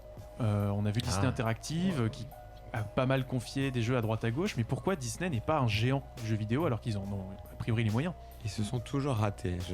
Je vous laisserai parler sur les jeux vidéo, mais ça a été toujours une catastrophe. L'investissement colossal d'Eisner dans la branche jeux vidéo et Internet, puisqu'ils avaient monté aussi une section carrément pour faire un web Disney dans les années 2000, a toujours été un échec. Alors je ne sais pas pourquoi la raison précise, mais ça a toujours été un échec. Ouais, la raison précise, j'aurais du mal à mettre le doigt directement dessus comme ça, mais en tout cas, comme tu disais, c'est que c'est pas faute d'avoir essayé. Disney dans le jeu vidéo, ils sont là depuis un certain temps. Il y a évidemment une conclusion il y a un lien très logique entre le fait de produire des blockbusters comme ça et de se dire on va tout simplement en faire une adaptation en jeu vidéo. Ah, c'est pas ça qui manque, quoi. Et c'est pas ça qui manque, mais il me semble que je veux pas l'affirmer avec trop d'aplomb, je peux peut-être me planter, mais il me semble que l'adaptation pure dans le jeu vidéo, c'est pas quelque chose qui marche forcément Non, extrêmement c'est bien en clair. règle générale.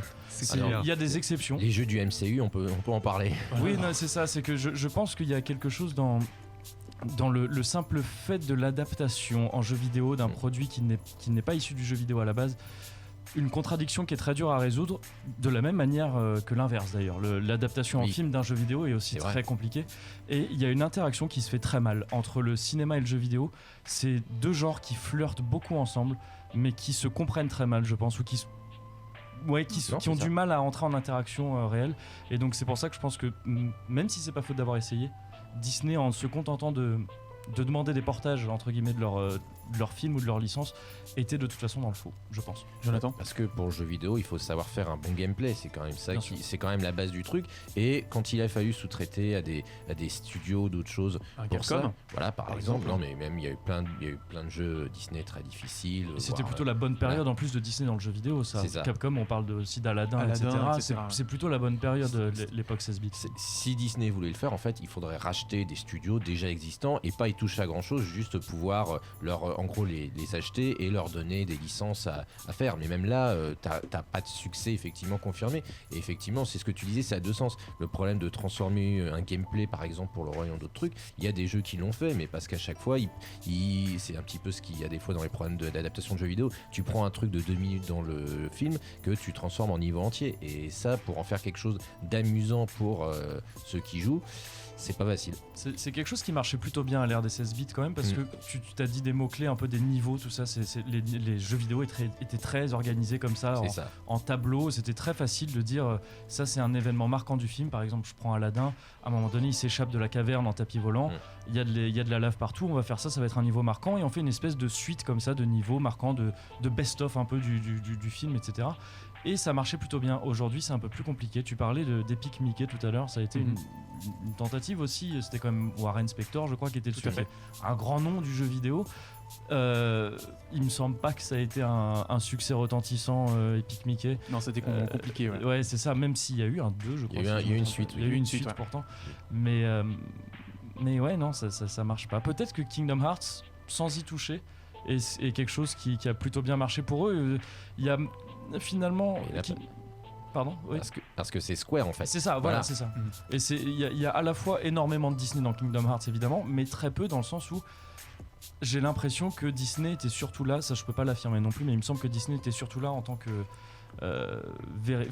valideur, gestionnaire des licences, des IP, etc. Voilà. C'est ça, juste pour dire ça, on veut bien dans notre jeu, ça non, vous allez l'enlever très vite, etc. Jonathan. Et puis pour Kingdom Hearts, c'est la liaison Square Disney, mais dès le départ avec Nomura qui crée son propre univers, ses propres armes, ses propres ennemis. C'est à part un ou deux exemples, c'est des ennemis bien de la saga, en fait, donc les Sans-Cœur ou d'autres, et c'est pas les ennemis que tu trouves dans Aladdin ou quoi que ce soit. Donc, comme s'il y a ça aussi, c'est au départ, c'est la fusion entre Square et Disney et un truc préexistant, et ce truc préexistant qui monte depuis premier Kingdom Hearts, justement. C'est pour ça que c'est ce que j'entendais tout à l'heure, c'est que au bout d'un moment, c'est pas filler les mondes Disney, mais ça sert de cadre, voire de prétexte pour certains, et effectivement, c'est pas un liant.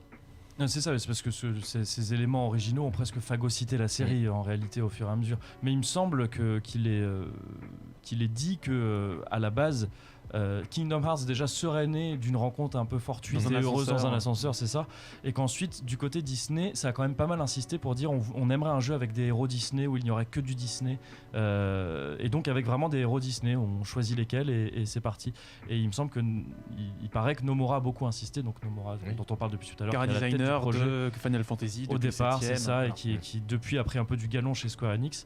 Il paraît qu'il a beaucoup insisté pour dire non, moi je veux une histoire originale original qui va servir de liant à tout le reste, et que derrière ça aussi, derrière Kingdom Hearts, il y avait beaucoup l'idée du parc d'attractions en fait. Le Kingdom de Kingdom Hearts viendrait de Kingdom Hearts, je le prononce mal, je me fais avoir moi-même, viendrait de l'appellation des attractions ou des mondes des différents univers dans les parcs d'attractions de Disney. C'est quelque chose que je connais assez peu personnellement, donc je peux encore une fois pas l'affirmer, et qu'à la base ils voulaient juste appeler ça Kingdom, et pour des raisons assez évidentes de propriété intellectuelle ça passait pas, ils ont rajouté Hearts derrière, et donc il y avait vraiment cette idée de on veut un lien autour de plein de microcosmes Disney, comme dans un parc d'attractions, tu rentres et puis tu arrives dans le monde de Pirates des Caraïbes, dans le monde de telle ou telle chose. Et c'est ce qui donne Kingdom Hearts, c'est ce qui fait que peut-être, effectivement, en y touchant sans y toucher, Disney trouve une très bonne formule comme ça, peut-être. Bah, c'est peut-être le mot de la fin, parce que l'heure tourne, Sébastien, peut-être.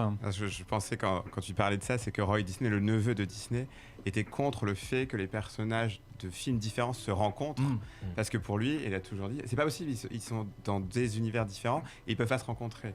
Et alors ils ne se rencontrent pas dans Kingdom Hearts. Ouais. Je sais pas si c'était clair, mais si justement ils ont réussi à justement isoler chaque monde pour faire en sorte que effectivement les différents personnages de différents films Disney ne se rencontrent pas. C'est pas Super Smash Bros. C'est ça. Bon, dans Ralph 2.0 qui sort bientôt, ils se rencontrent.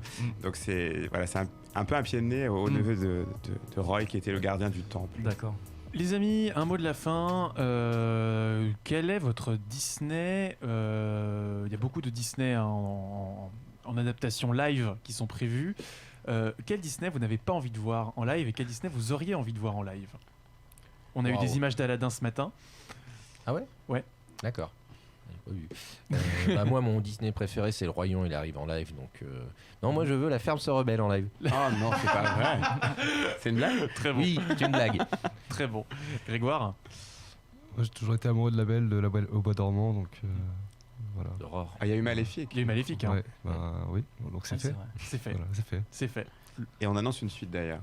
Attends, Maléfique. Avec le dragon peut-être. C'est que maintenant on fait des suites de... Oui, des films live, oui. Lorraine?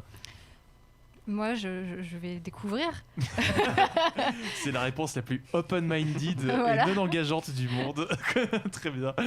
Kevin? Je suis désolé, je vais être un mauvais client encore une fois. J'attends absolument aucune adaptation live de Disney. C'est vraiment pas ce que j'attends de Disney pour ma part. J'attends de l'innovation en termes d'animation et pas de pourquoi pas des bons films, mais surtout pas des adaptations d'anciens succès animés en film. Je trouve ça très triste comme sens. Et pourtant, c'est ce qui marche le mieux. Oui, visiblement. Carton de La Belle et la Bête, quelque chose c'est que quand même je assez... Qui a surpris Disney eux-mêmes. Oui, voilà. Et moi, je suis très curieux de savoir ce qu'ils vont réussir à faire en live avec Kernabog de Fantasia. Ouais. Genre, ils veulent faire un film sur le démon de la montagne de Fantasia. Je ne sais pas ce qu'ils veulent raconter avec ça. Ça m'intrigue Même énormément. Mulan, potentiellement, ça peut être... faut voir comment ça va être fait. Hein. Ou sinon, peut-être un biopic sur Bela Lugosi. Peut-être, on ne sait pas. Les amis, merci. Du coup, Sébastien, pardon, je t'ai pas laissé répondre. Si t'avais donné ta réponse ou pas? Non, mais moi, c'est le Roi Lion aussi que je voudrais voir. Mais c'est vrai que ça m'afflige en réalité. La Belle et la Bête m'a affligé. Mais... $1 milliard de recettes pour ça, enfin c'est incompréhensible, sincèrement. Très bien. Bon bah les amis, merci beaucoup pour ce débat touffu, ma foi. Et on se retrouve tout de suite pour le grand rendez-vous hebdomadaire, évidemment, le quiz musical. Et on accueille Kevin Elarbi en plateau, s'il veut bien ouvrir la porte. Bonjour Kevin, comment ça va? Bonjour Kevin. Bonjour Kevin, pardon, on te laisse le temps de t'installer. Kevin, tu présentes Making of sur VL. Aurore n'a pas l'âge légal pendant les 3 premiers quarts du film. Au moment où j'en suis tombé amoureux, moi non plus, je n'avais pas l'âge légal, donc tout va bien. Tout va bien. Alors Kevin, tu présentes Making of sur VL? Oui, tout à fait. On t'avait reçu pour Spider-Verse, ouais, Spider-Man. Exactement. Et on a un petit projet sur Nicky Larson en cours. Toi, tu as eu ta part du gâteau. J'ai eu, c'était mercredi, et puis toi, tu vas aller un peu plus avant dans la Legacy du Club Dorothée et tout ça. Et toi, ce sera dans 2 semaines, c'est ça? La semaine prochaine. Dimanche prochain. La semaine prochaine, voilà. Donc l'écran a été changé. Nous avons donc l'équipe bleue d'un côté, l'équipe rouge de l'autre. Les règles, je rappelle, 1 point par bonne réponse. 5 morceaux, vous donnez simplement le titre de l'œuvre, pas besoin du compositeur ou le nom du morceau. Nous avons la team bleue, c'est team Oswald. Team rouge, team Mickey. Team rouge, nous avons Lorraine, nous avons Kevin, nous avons Grégoire. Team bleu, nous avons Kevin, l'autre Kevin, du coup, Kevin et Larbi, Jonathan et Sébastien. Nous sommes partis pour le premier morceau. Zelda, et je me rends compte que je suis honteux. C'était Il n'a pas dit le nom de... Pas dit le nom du jeu. il faut le nom du jeu. The Legend of Zelda: A Link to the Past. Non, Oh là oh là là, là. non. Alors attends, c'est Ah non, The Legend of Zelda Ocarina of Time. Ocarina of Time. Bien, un point pour la team Oswald et ton entrée en Je scène. pensais que c'était Kevin. Disney. Bah, alors justement, il y a un piège parce que sur le conducteur c'est marqué Excuse me Princess, mais parce qu'il n'y a pas que Disney qui a des Ah là princesses. là, bah oui, s'il y a Donc, votre Eh c'est bah pas un oui. quiz Disney, c'est un quiz princesse. C'est un quoi. quiz princesse, pas Ah, Disney. super. Mais tu le sais que Karel est piégeux. Oui, quand bah, même. je sais bien. J'avais oui. dit avant l'émission qu'il y Mm. aurait un piège. Donc effectivement, et que j'aurais dû commencer par là. Excuse me Princess, des princesses, pas Disney. Donc 1-0 pour l'équipe Je bleue. suis déçu. Et moi donc. Oh, C'est j'ai parti peur, pardon. pour le deuxième morceau.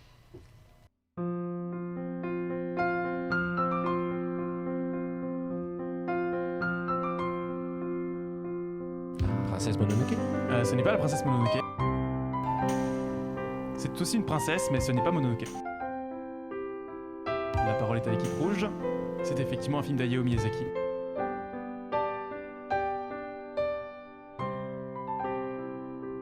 Bon là, je fais un décompte. Hein. Ouais, non, mais j'ai entendu Trois. quelque chose, je vais pas le répéter, ce sera indécent. Oh là là. Bon bah du coup l'équipe bleue, C'est Nausicaa. Nausicaa de la vallée du vent, tout Ah, à fait. bravo. 2-0 pour l'équipe bleue. Alors petite anecdote, le film avait été renommé La Princesse des Étoiles par Disney au moment de l'exporter à l'étranger en 1991 avec une demi-heure de film raboté si je dis pas de bêtises Ouais. et les noms des personnages changés et plein de choses censurées.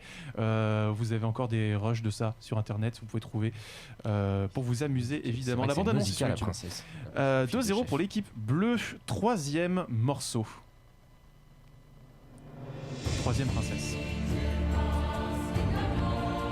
Ah, Game of Thrones. Game of Thrones, Le bien, thème de Dracarys. le thème Le thème Dracarys, le thème de. de Daenerys. Voilà, merci. Ouais, Daenerys. Thème de Daenerys Targaryen, la princesse Disney qui n'est pas à Disney. Mais du coup, effectivement, Kevin, voilà. Kevin, tu l'as eu. 3-0 pour l'équipe bleue. On Un continue chacun. quand même Oui. pour la beauté du jeu. Quatrième morceau. Elle est sur le point de devenir une princesse Disney, mais elle ne l'est pas encore. Ah, donc je vois d'où ça vient, mais alors. What? C'est de la Fox. Voilà. Tu as compris l'indice. T'as pas un petit Lorraine, indice je te regarde dans les yeux là. Il est pour toi celui-là. What the hell is this? Ça se passe dans l'espace. Oui, c'est Ah, Alien. Alien. C'est Alien. Ah. C'était Wow. Alien parce qu'Hélène Ripley évidemment est la princesse Disney. Bizarre de la dire future- ça, replay, princesse bah, Disney. Eh oui. Bientôt, hein, bientôt. Ah oui, bah oui, et, bah oui. et la reine Xénomorphe sera la méchante reine du coup. Oh la T'as tout le schéma est là en fait. Hein, ça s'emboîte tout seul, c'est parfait. Donc 3-1 pour l'équipe bleue, cinquième morceau.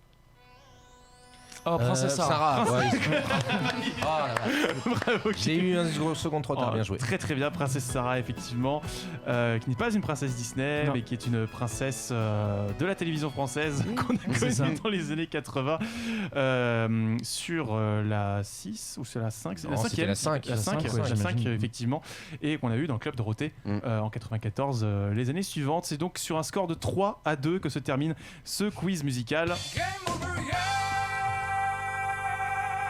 Je suis extrêmement déçue. Tu es déçu. Oui, moi je pensais que t'allais passer du Stéphanie de Monaco. Ah. Moi j'attendais Steph de Monaco, hein, je suis désolée. hein, Oui, mais des Alors, fois il passe à côté de l'évident. C'est vrai. Alors effectivement, Franchement, c'était pas, ça aurait pas été absurde effectivement, surtout que avec le Princesse Erika aussi. éventuellement. Surtout qu'avec le calembour d'Alexis la semaine dernière, ça aurait été raccord. Mais j'ai joué la continuité avec l'émission la semaine prochaine, dont nous avons spoilé le thème. Mais, du coup, voilà. On reste ensemble pour peut-être quelques minutes, le temps de faire quelques recommandations. En avez-vous autour du plateau, Jonathan? Moi, pas personnellement. Kingdom Hearts 3 quand même. Ah bah, ça oui, mais ça je l'ai dit dans la critique. Très bien, Grégoire. Oui, mais j'ai oublié l'auteur, c'est Poulet grillé, c'est un roman que j'ai lu cette semaine. J'ai aussi lu le Goncourt de l'année dernière, mais il est nul. Et j'étais très déçu. Le Goncourt, c'est Leurs enfants après eux de Mathieu, et il est pourri quoi. Genre, Sophie Enaf. Sophie Enaf. Ouais, c'est Sophie ça, Enaf. c'est exactement ça. Donc celui-là, en revanche, il est très très bien, donc je vous invite à le lire. Et il est très très court, donc en fait, je vais même pas spoiler parce que ça sert à rien de. Enfin, en lisant le synopsis, On lit pas, ça se lit assez vite. L'exemple type du trailer qui spoil tout le film. C'est ça. Appliqué à un roman. C'est Très appliqué bien. à un roman, mais c'est en livre de poche, très court. Ça s'adapte à tous les emplois du temps, si vous êtes ministre ou si vous êtes étudiant. Et donc voilà.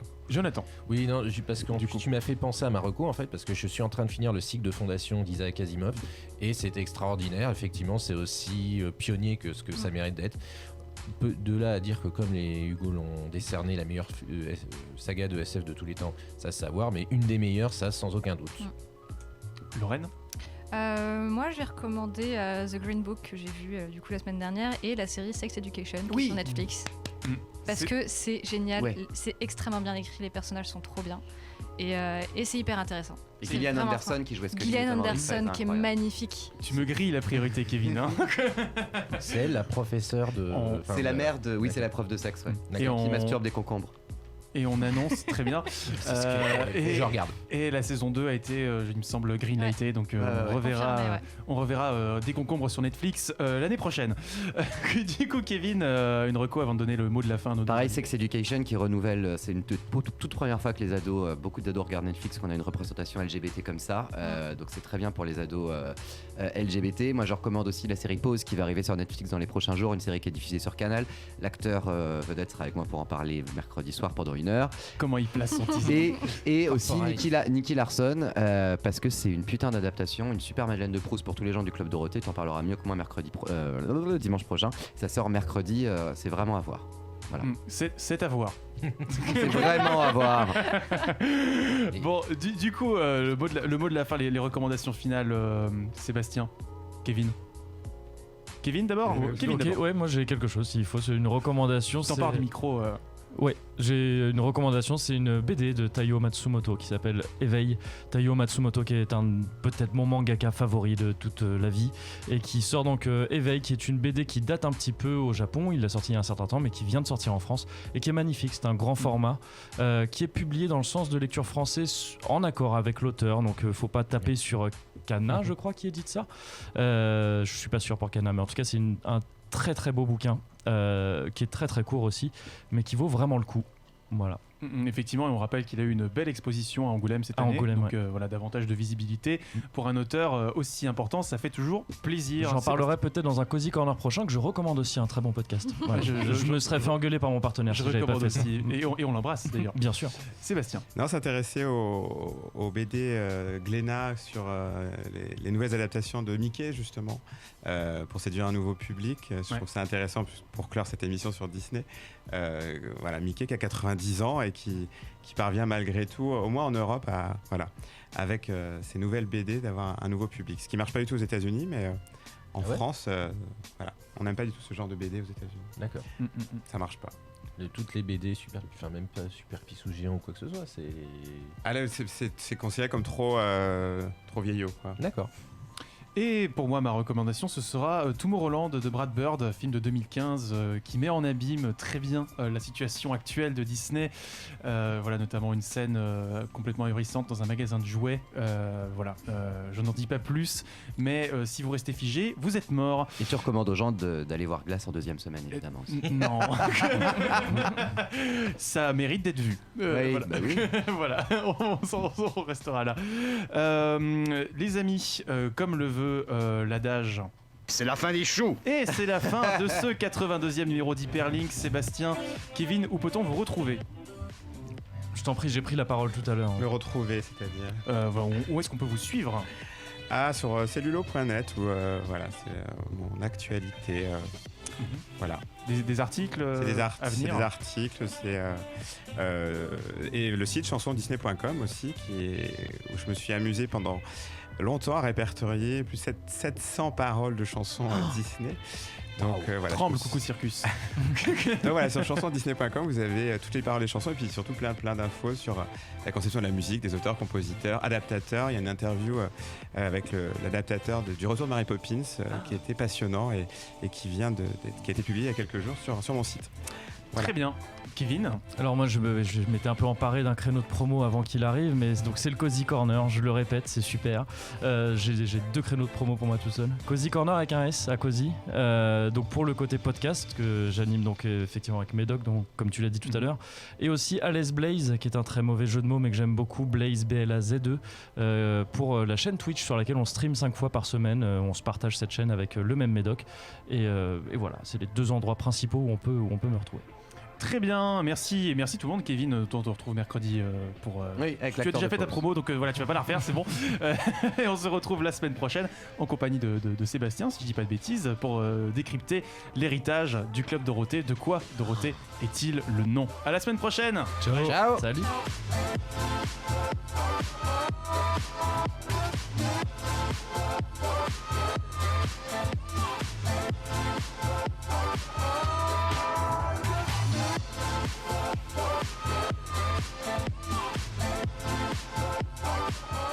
Jeux vidéo, BD, manga, séries et cinéma de genre.